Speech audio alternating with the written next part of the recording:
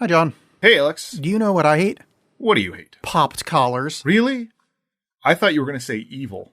But I guess those are kind of the same thing, aren't they? Yeah.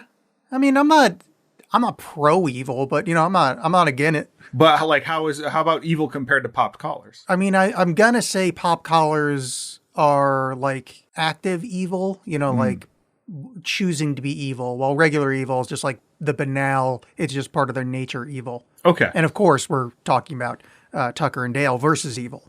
We can skin a buck and run a trot line, and a country boy can survive. Country folks can survive. Country boy can survive. Country folks can survive.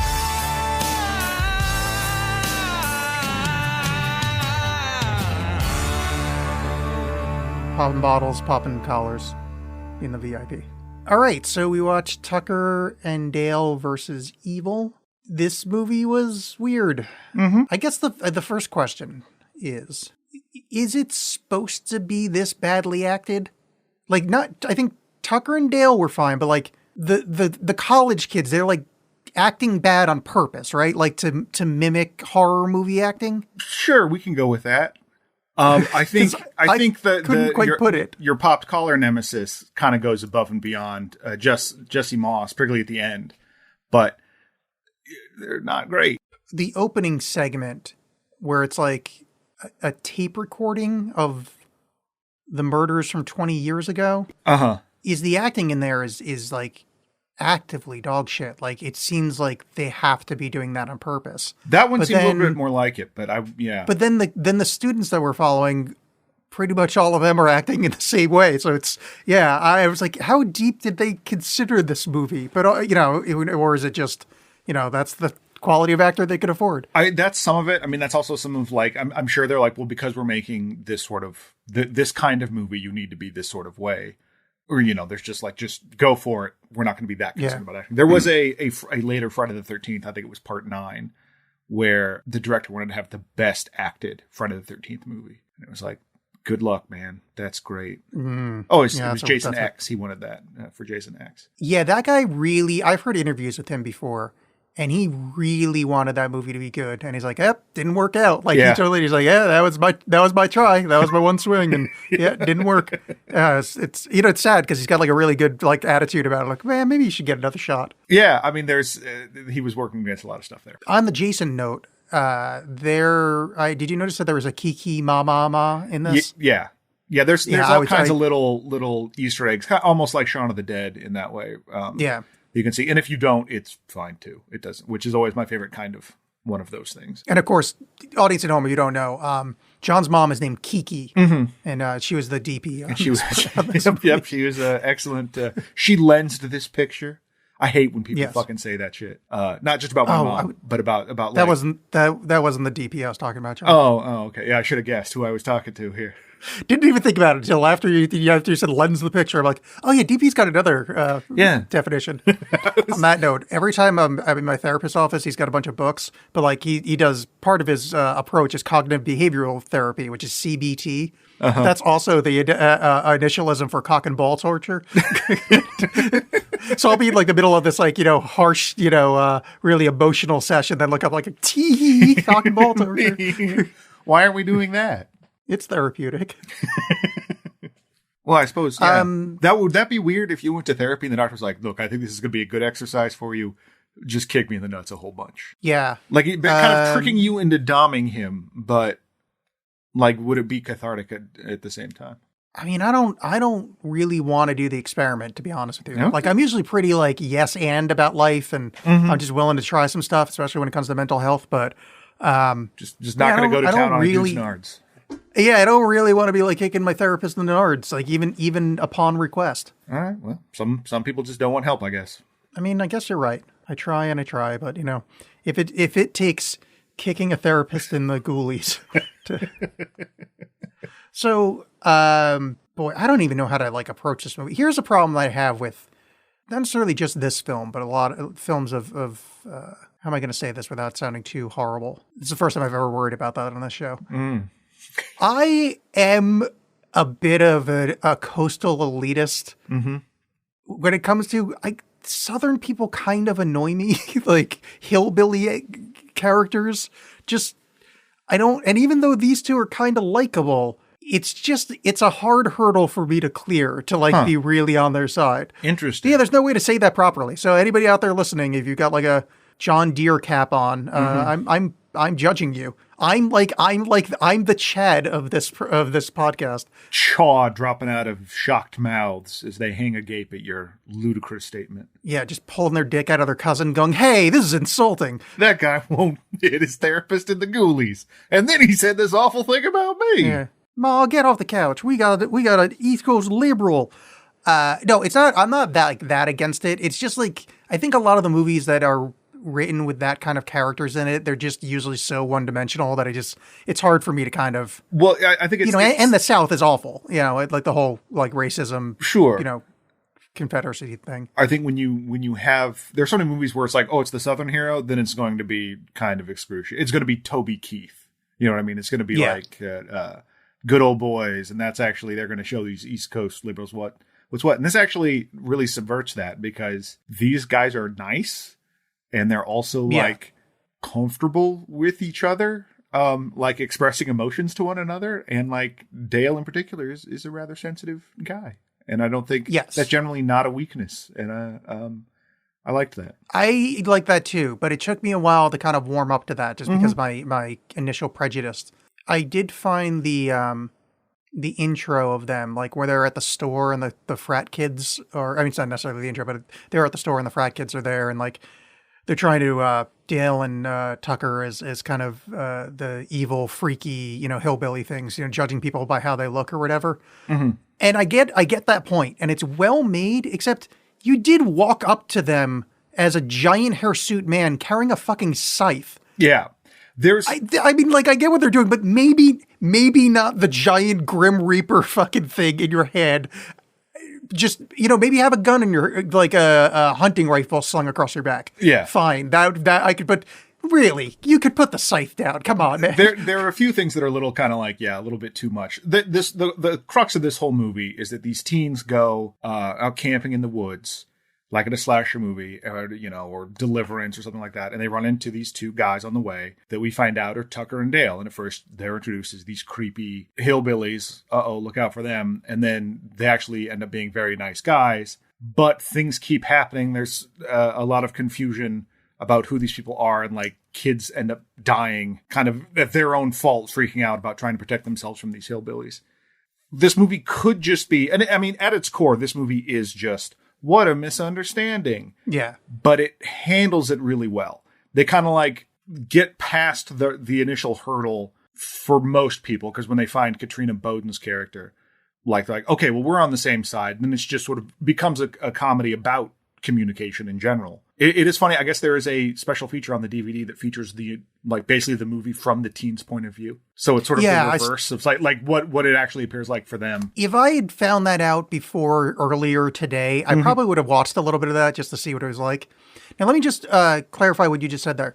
You say Katrina Bowden, when they get introduced to her, is that Allison or is it it's the other really nuanced characters that are female that we got introduced to? No, it's Allison. The only reason I know who it's Allison. Is because okay. She was on 30 Rock. That's the only reason I know. But it's not the other like really deep, in-depth female characters we got in this movie. Yeah. Like that one girl with shoes and then the other one.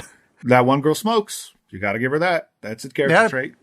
She sure lighted up them cigarettes. That was I mean, I get it. They're doing the tropes from a horror movie, but I don't know. It's just, that's just like a skosh of depth. I think it wisely doesn't spend a lot of time with them. I mean, they certainly, the characters like Chad, they flesh out a bit. This thing would be excruciating if Alan Tudyk and Tyler Labine weren't great together. I mean, I don't know how you have bad chemistry with Alan Tudyk. Yes, Alan Tudyk is a joy. Like, so much so that stupid Alien show he's on, I haven't watched, but like, I'm curious to watch it, even though there's nothing interesting about it, just because Alan Tudyk's there. So maybe it's great.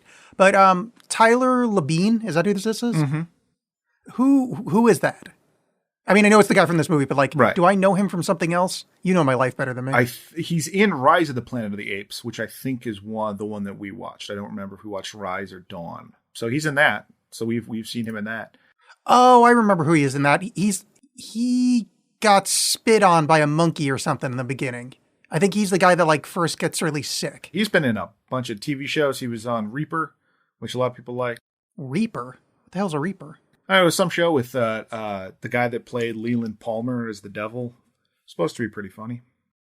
Oh, Reaper. Yeah. I remember that show. I didn't watch it, but I remember that show. Yeah, so this guy, I know his name, but his face is unfamiliar to me.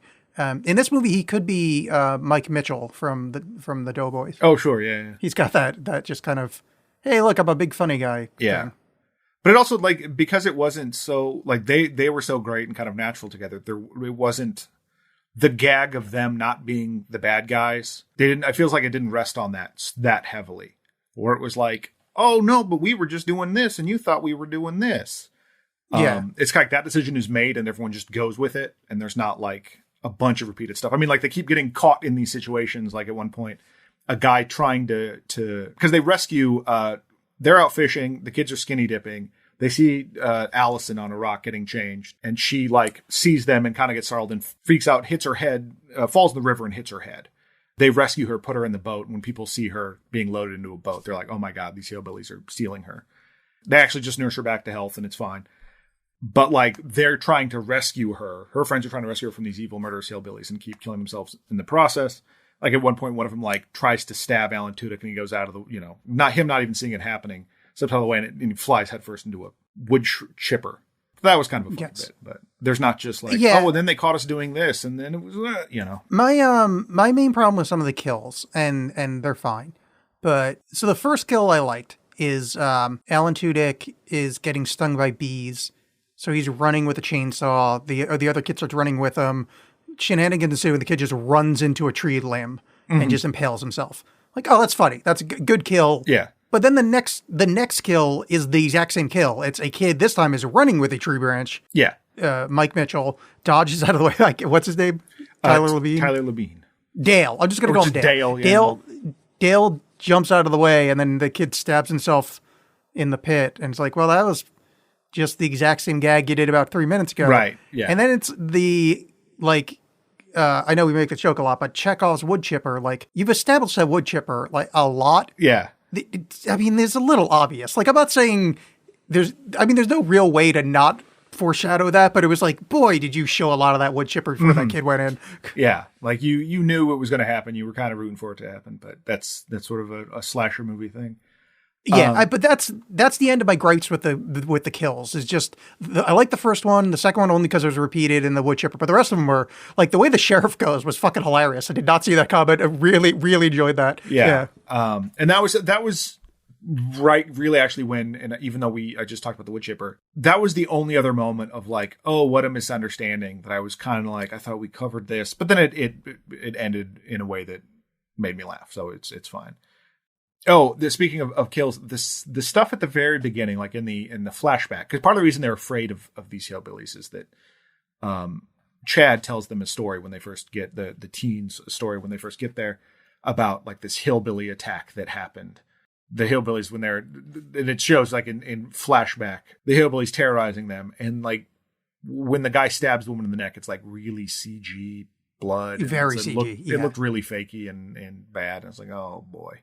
But the rest of the movie, I think, is fine for that. But just throwing the saw blade, I thought looked pretty good. But then the machete looked terrible. It was really bad, yeah. And I was worried there was going to be more of that in the movie. But generally, I thought the effects were pretty good. So you work in special effects after fashion, or directly, or just would that just be called special effects? I wouldn't call it whatever. I've done effects in the past. I'll say that. Yeah. You're at least you're involved in that. I'm stuff. A digital artist. Yeah, that's the thing. It's like special effects. Who cares? But the point is, I don't know. It costs money to do VFX, special effects, whatever. They've been doing stab people in the neck gags in horror movies for 60 years. How is it not cheaper to just do it on set? Or is it really just digits are cheap? I don't know. I mean, there's so many questions so there's so many answers for that. Like it could just be that it was easier to just in the shooting schedule to just not spend a lot of time with appliances and stuff like that, even though they do, could it be something where it's supposed to be something and it didn't work. So this was a backup. It could just be that just some weird. people like the flexibility that can bring. Like that's a big issue with the ongoing plight of post-production animators and artists with Marvel stuff, is that they say that so often they'll just get like last minute changes all the time. Yeah. That just seem like they make no sense. But some directors want to work like that, I guess. Yeah, I don't know. Because I'm always having not really worked with a lot myself in my brief filmmaking career, but like as a viewer, I tend to like practical effects for this kind of stuff a lot more. I think they can be, amplified by that CG stuff. But when it looks that, I'm watching a cutscene from, Seventh Guest 2 or something. It seems bad. Yes. It either looks like, a bad video game or something that was trying to be converted into 3D and they were trying to make the knife, 3D looking, because it's just like, it's not, the planes are like a little bit off, like the focus is weird. Yeah. Well, yeah, that's having just watched Final Destination 4, which was the first one that was done in 3D. Like that, some of the effects look bad because I think they spent so much money trying to get it just doing 3D. They waited for part 4 to do 3D? That seems stupid. Yeah. Well, it's like that's because that's when it came out when the big 3D craze was happening around like. Oh yeah, right. I forgot that happened. Yeah. Which is funny because speaking of the time of stuff, is that when this movie came out, Platinum Dunes had kind of started. It had already been doing their thing. Platinum Dunes was the Michael Bay production company that did all these remakes of like Texas Chainsaw Massacre and Friday the 13th. From what I've seen of those, like they're mean and like crummy. Like generally I found that in the ones that I've seen, like the teens were just like assholes and everyone's a jerk.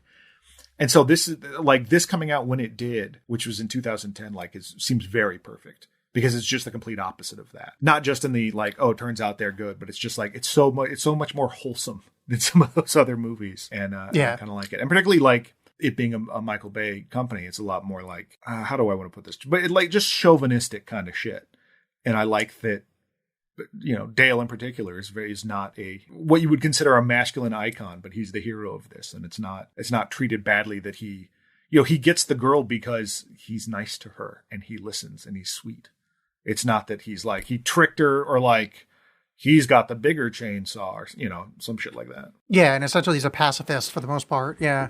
I did like and was jealous of their kind of courtship of he found the girl and then they get to play a trivia game together and that's how he wows her. I mean that's dream scenario for me. Oh sure, yeah. I'm sure that's why it was written that way. I'm sure the guy who wrote this was like same issue. Yeah, the last time I played trivia with someone that I was like somewhat going on a date with, they got really annoyed at how good I was at it and like not necessarily stormed off, but they were, the game ended quickly. So yeah, didn't work out. People get weird. Having spent a couple of years hosting pub trivia, people get fucking weird about that stuff. Can get really intense and serious about it. It's wild to me. I mean, it's fun. Like it's fun and being competitive can be fun, but some people get like way too into it. Yeah.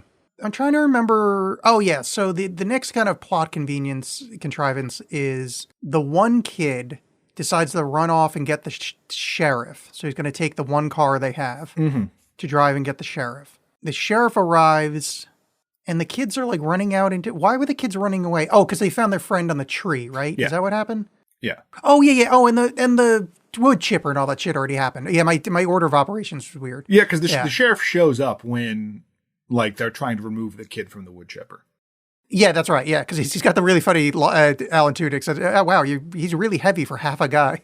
There is, I need to backtrack on some things I've been saying because talking about the sheriff reminds me the weird like gay panic moment at the beginning when they first meet the sheriff. They're headed to their because the reason Tucker and Dale are going up there is that it's like Tucker's vacation home. He picked up, and so they're going to go hang out there and go fishing and do all this stuff and. They're heading out there, and Dale hands him a Miller Lite to drink on the road, which don't drink and drive, kids. I mean, one of us says that. But, I say drive fast, take chances. The cool one says, have fun, everybody. But no, but like Tucker's driving, sees there's a cop behind him, was like, oh shit, accidentally spills the beer on his lap. And is freaking out about it. Dale, ever the nice guy, tries to help. And then like, oh, he gets kind of stuck on him, and it looks like he might be giving him a blowjob. And then somehow his shirt gets torn off. And I was worried there was going to be so much more of that. But fortunately, it's just that one, and that's kind of it. Didn't like that so much. But yeah, since they didn't stick with it, I kind of just let it go. Yeah, because I wonder if there was more of those jokes that they decided to cut. Because there was a lot of like, oh, this is Tucker's, vacation home. Like, I think there's a lot of like the intimating that they might be gay. Mm-hmm. That I wonder if there was more jokes to that, and they just kind of decided not to. I mean, who the fuck knows? I'm not gonna look up the script. Oh yeah, so the sheriff rolls into the house, and he goes inside, and they decide to try to explain the story to him. He's like, "Let me get this straight," and he leans up on a pole that we've established earlier. That pole, not good to lean on, and just gets whacked in the face with a chunk of wood with big ass nails sticking through it, and did not see that coming. Forgot they established that beam, and man, that was some funny shit. Especially because the guy like gets up and he's just completely fucked up, and he's like trying to get to the car to get to the radio, and he still has a board nailed to his head. Yes, it's fantastic, and of course it just further freaks out the college kids and makes them fully convinced that these are awful killer hillbillies. Yes, and not to like pitch after the fact or whatever, but like. I bet you the keys are still in that car. They could probably just, drive away. But then their friend is still there. They've got to save her. Yeah, whatever. Chad's a dick. Yes, he is. Because he starts really losing his mind about it. Everyone else is upset, but he's like really looking at a chance for vengeance and to basically live a horror movie. Although I do like they don't spend a lot of time pointing out that like, oh my God, this is like a horror movie. Like they don't spend a lot of time with the meta. It's not a Scream kind of situation. Because I think particularly in 2010 that would be very played out, even though we still do it now. But anyway, it's more fun when people just go along with it. Yeah, I don't even think they really reference it being like a movie, do they? They might have towards the beginning, good point. But I don't. Yeah. Yeah, but it's not. Yeah, it's not something. It's not something they hang on because the background story where he tells about the whatever massacre 20 years ago, they make a reference to that being like a movie. Yeah, that's actually kind of interesting. I thought about it because last night I was watching Cemetery Man, which is a movie I liked a lot in high school. And the plot of that, this guy runs a cemetery, and after 2 weeks, a body that's buried there, some of them come back, and he has to shoot him in the head to put him back down. But he just calls them returners. And it kind of occurred to me like, oh yeah, zombies don't exist in this world. There's no frame of reference for him to be like, oh, it's like in these movies. And then that occurred to me with this movie, and I kind of like that. They're not just like, oh, it's like when Jason did this. That's what I liked about The Walking Dead. They refused to use the word zombie. What did they call them? Walkers? I mean, I think they had other words for it too, but like the point is they were living in a universe that didn't have the term zombie. I was going to say the George Romero, but zombies predates him. I always liked in the comic The Goon, he called them Slackjaws. I forgot about Goon. The next kill is kind of funny. The other kid pulls the cop's gun out of the holster and points it at Tucker and Dale. Dale points out that he needs to take the safety off, which was really it's such a sweet moment that he's just trying to be helpful, even though he's about and the kid just shooting himself in the brain. I mean, obviously it was about to happen, but it's just the timing of it was quite good, and the kids in the car reacting. I mean, it was great, and it's like I think a credit to the leads that is a really stupid thing to do. Like that's just like a stupid moment to be like, oh, well, the safety's on. I'm trying to help for some reason. But they sell it. It seems genuine when they do it. So it did make me think of a bit from Halloween Kills, and so it made me mad. Anytime a kid shoots himself in the head with a revolver reminds me, do you remember that episode in 90210 where the one kid's friend was like spinning the gun around his finger and blew his brains out? No. Brian Austin Green, I think it was. Huh. His friend, it was like a blonde friend. I think he was like a somewhat regular, maybe. I barely remember. But like there was a scene, it was like a gun safety episode that he was like spinning the gun and shot himself in the brain. That sounds vaguely familiar, but I have memory hold a lot of that show.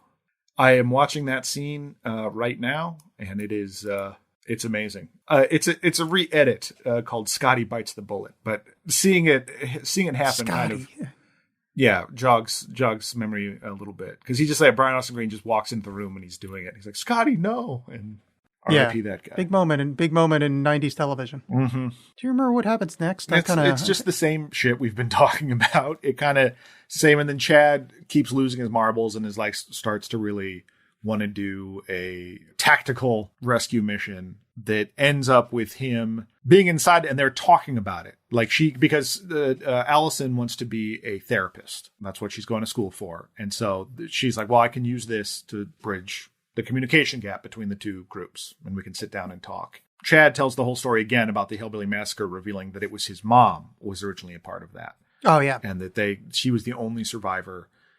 And so that's why he hates you people. Then because he told the remaining teenagers, if I'm not back in X amount of time, coming with guns blazing, They storm in, more nonsense happens, people die, stuff gets set on fire.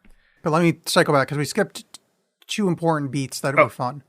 The nail gun fight, where they're holding the gun to the dog's head, and then they get in a nail gun fight. It's very fun. And then they capture Tucker and chop off, oh no, those are his bowling fingers. Yep. Funny line. They chop off his fingers and send it to him like, hey, this is... And then, that's what leads to them trying to... Allison trying to broker a peace between the 2 parties. Yeah, things go horribly wrong. And it's good night. And then Chad gets very burned. There's a sweet moment between Tucker and Dale where, like, Dale has sort of saved Tucker, and Tucker confides that, you're a good guy. You've always been a good guy. When I said I let you catch more frogs than me, you were actually catching more frogs than me. You need to stand up for yourself. And that is nice. Go kick the shit out of Chad. In that fire melee weird part, just a hilarious moment where the kid runs in with a weed whacker, and Tucker and or Dale duck, and he hits his friend in the face with a weed whacker. Yeah. And she's got like half of her skull exposed for the rest of the scene. It's quite brutal. That but was played pretty great. hilariously. Yeah. Yeah. Because of all the sharp equipment or things that could flay you that I've had, I'm probably the most afraid of a weed whacker for some reason. But like I think it's more because I can imagine somehow hurting myself with that more than like a mower. I mean, for me, it's a wood chipper all day. Those things scare the shit out of me. Yeah, I haven't used one, so it's more just my proximity to it, I guess. Yeah, weed whacker, like, I don't think it would really hurt you that bad. It's just like a bit of nylon. Like, it'd probably cut your leg up a little bit, but it's not like... I think that's what...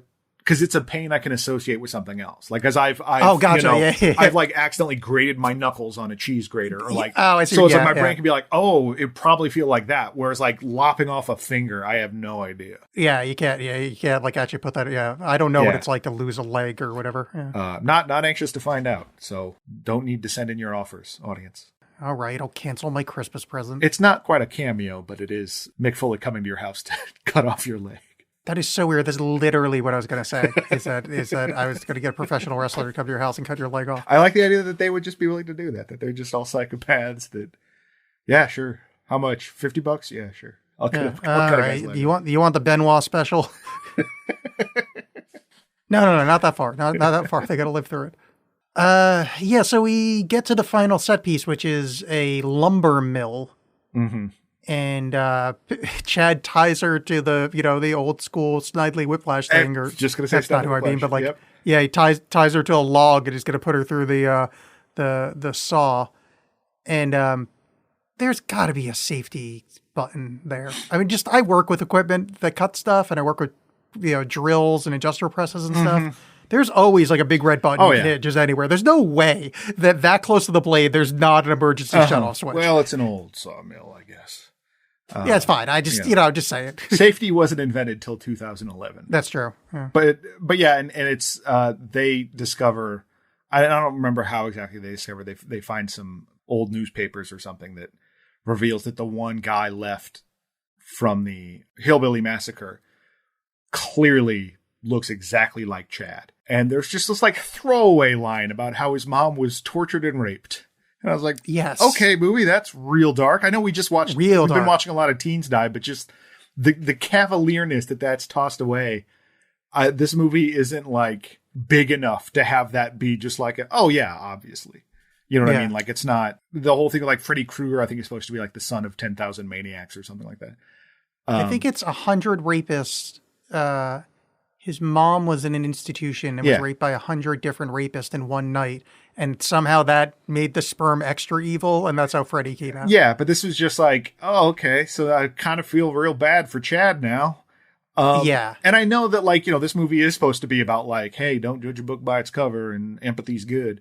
But like at this late stage, it just kind of seems like I'm okay with Chad just having lost his, flipped his wig about it. I didn't need that, but okay. No, true. I did like the line, "It's true, Chad, you're half hillbilly." Yes. Funny line. When it's revealed to him, Chad is routed when Dale saves Allison, and Chad still wants to attack him, and he throws chamomile tea at him. There's been this runner throughout where Chad has an inhaler, and because Dale knows weird stuff, he remembers that there's a chemical in chamomile tea that somehow, for some people, can cause anaphylactic shock. And he's like, yeah, he'll be fine as long as he has his inhaler. And then he falls out the top of the sawmill. Yeah. And onto something? I don't remember. I don't know. Yeah. Though, to be fair, Chad did say when they're drinking tea, he asked, is it chamomile? I can't drink that shit. It makes my asthma go nuts. Right. But he just like but Dale later like specifically says, I know there's a chemical in there. But.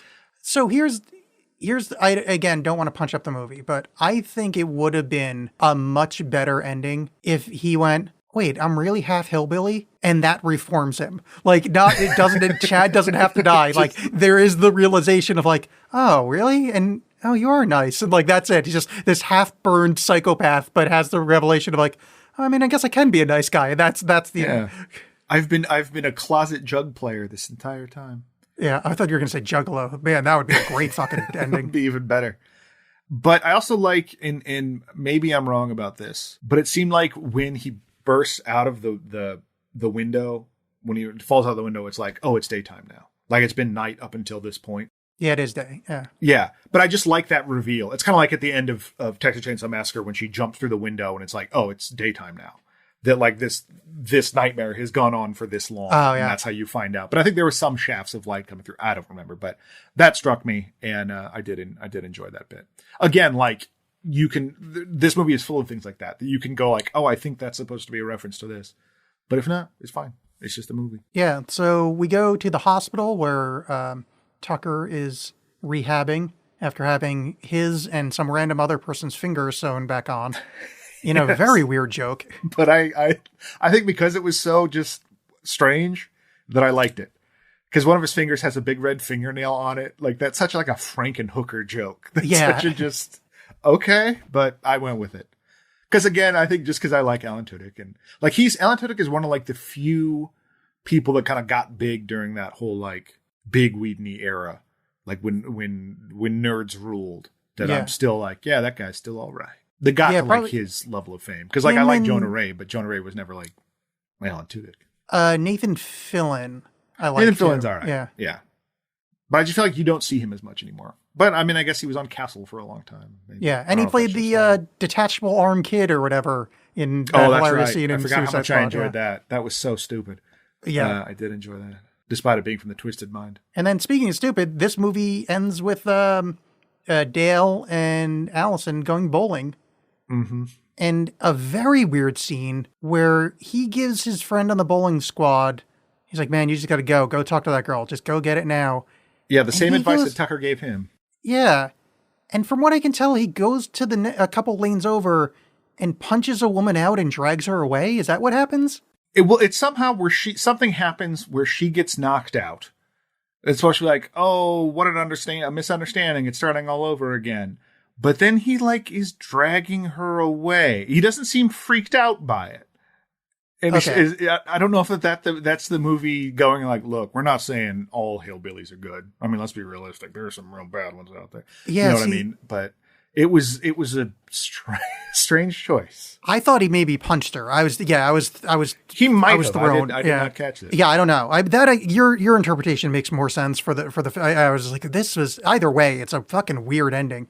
Yeah, it kind of struck a wrong chord. As happy as I was that it was like, oh, it's kind of cute that he and Allison genuinely like each other and they might hang out some more. Because even at the bowling alley, he's not entirely sure.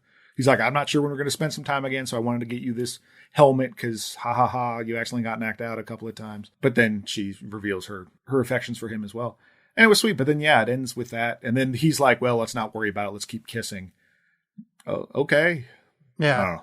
Also, I mean, I guess it's, being the age we are, mortality's on my mind a lot. Age is on my mind a lot. This is somebody that hasn't even gotten their bachelor's yet. How old of a man do you think Dale is? I don't know. I mean, he's youthful enough looking.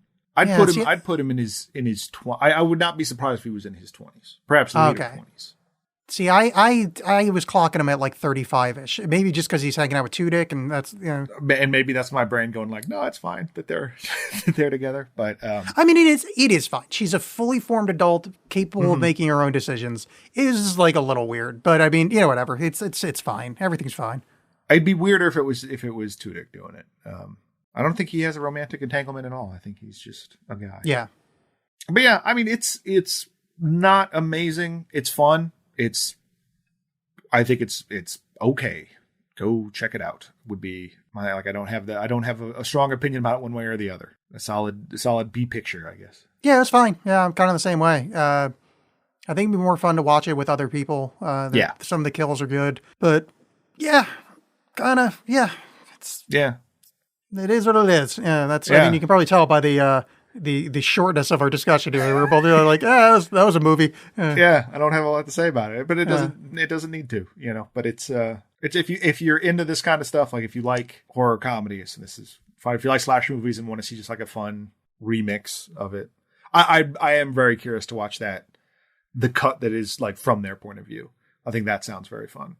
Yeah, it's as long as it's not too long. I watch a little bit of it. I think they could get old pretty quickly. But yeah, they do manage for, like I said, for a plot line, a conceit that seems like it can get old so fast. They do a decent enough job with it. It spins its wheels a bit. It gets a little tired, but I'd say overall it's solid. Yeah. So recommendations. What anything you've been watching lately that you want to tell the audience about? Well, I've still just been doing my big horror movie watching stuff, which I've been posting about. I'm behind on that now, but I need to update my Twitter for it. As I mentioned, I watched Cemetery Man, which is a movie I loved in high school. First time I watched it probably in like 20 years. Actually, maybe even longer than that. Jesus. But anyway, it's like, I didn't love it as much. It's still funny and weird, but some of the weirdness, like, I couldn't just roll with as easily this time around. I think it's just, taste change.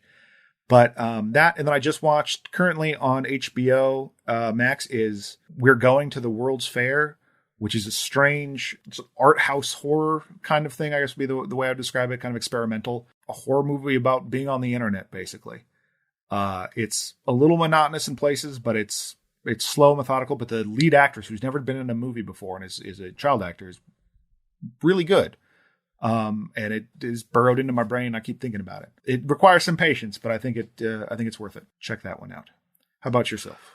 Kind of two quick ones. So I probably recommended it on the show before a while ago, but I've been getting back into Taskmaster. Oh, yes. I don't know if it was on the show, but you certainly have recommended it to me before. Yes, it is absolutely hilarious show, starring Greg Davis from various BBC stuff and Alex Horn of Alex Horn in the Horn section. Two very funny, one a comedic actor, the other kind of comedian / comedic band leader. The show is basically one guy plays the Taskmaster, and he's got 6 contestants that are all personalities from England, or they would be known by BBC audience, and the tasks are utterly absurd.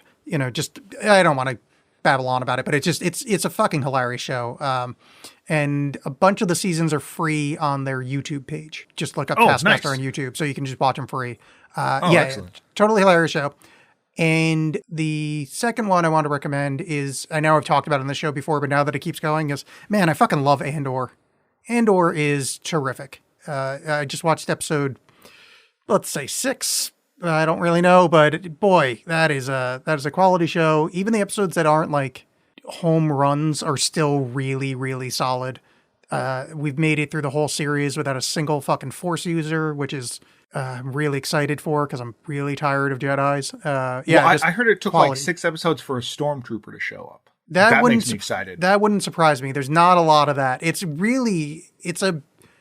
just a good drama set in the Star Wars universe. That's quite well done. And Diego Luna, I think that's his name, does just a terrific job.